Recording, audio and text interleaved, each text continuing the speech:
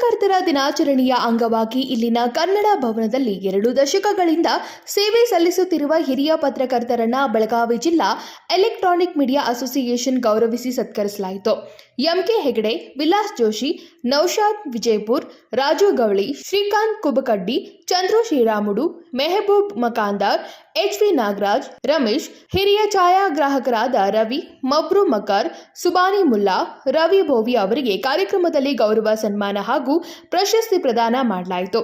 ಈ ಎಲ್ಲ ಮಹನೀಯರು ಭವಿಷ್ಯದಲ್ಲಿ ಮತ್ತಷ್ಟು ಒಳ್ಳೊಳ್ಳೆಯ ಪತ್ರಿಕೋದ್ಯಮ ಕ್ಷೇತ್ರದಲ್ಲಿ ಸಾಧನೆಯನ್ನ ಮಾಡಲಿ, ಇವರಿಗೆ ಉತ್ತರೋತ್ತರವಾಗಿ ಇನ್ನೂ ಉನ್ನತ ಪ್ರಶಸ್ತಿಗಳು ಇವರನ್ನ ಅರಸಿ ಬರಲಿ ಅಂತೇಳಿ ತಮ್ಮೆಲ್ಲರ ಪರವಾಗಿ ನಮ್ಮ ಸಂಘದ ಪರವಾಗಿ ಆಶಿಸಿ ಈ ಸನ್ಮಾನ ಕಾರ್ಯಕ್ರಮಕ್ಕೆ ನಾನು ವಿರಾಮವನ್ನು ಹೇಳ್ತೇನೆ.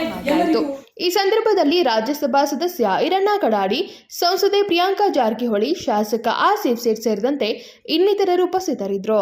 Vinod Kolkar, KMM Kannada news, Belagavi.